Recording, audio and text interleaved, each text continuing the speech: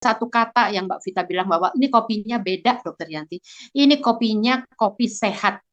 Kenapa dibilang kopi sehat? Kuping saya udah mulai berdiri.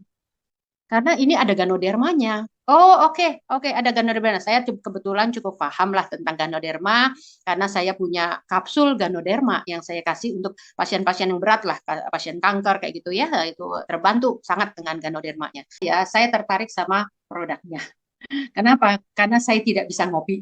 Seumur hidup saya tidak pernah ngopi. Karena saya punya asam lambung, GERD ya cukup parah.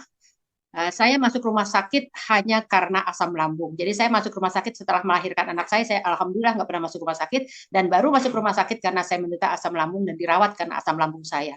Dan kopi adalah prohibited, nggak boleh sama sekali minum kopi karena nyeruput sedikit aja sudah mual, muntah dan sebagainya. Jadi waktu sedikit saya cerita di awal kenapa sampai saya bergabung di Swankor adalah saya ketemu sama Mbak Vita, dikenalkan oleh Mbak Mimi. Mbak Mimi kebetulan pasien akupunktur saya. Mbak Vita ternyata teman saya sudah lama ya di satu tempat. Nah, Mbak Vita bilang seperti ini, ya, Dokter Yanti, sekarang saya bawa kopi. Wah, salah jurusan, saya bilang gitu. Mbak Vita kalau bawa kopi saya jurusan salah jurusan. Saya nggak pernah minum kopi. Minum kopi, waduh, jangan-jangan saya dirawat lagi, nggak berani. Tapi ada satu kata yang Mbak Vita bilang bahwa ini kopinya beda, Dokter Yanti. Ini kopinya kopi sehat. Kenapa dibilang kopi sehat? Kuping saya udah mulai berdiri. Karena ini ada ganodermanya. Oh, oke, oke, ada ganoderma. Saya kebetulan cukup paham lah tentang ganoderma karena saya punya kapsul ganoderma yang saya kasih untuk pasien-pasien yang berat lah, pasien kanker kayak gitu ya, itu terbantu sangat dengan ganodermanya. Jadi karena dibilang ganoderma, ya mana produknya? Nggak lama-lama, karena saya merasa tertantang ingin mencoba si ganodermanya.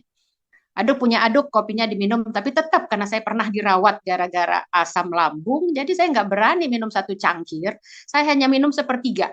Ya, sepertiga cangkir saya seruput gitu aja terus ingat, aduh kok nanti malam muntah-muntah mual lagi, aduh lambung saya kembung lagi, saya bakal dibawa lagi ke rumah sakit, no way, saya bilang gitu. Akhirnya saya kasih sama keluarga saya, bilang tolong minum karena kopinya mahal nih, saya bilang gitu.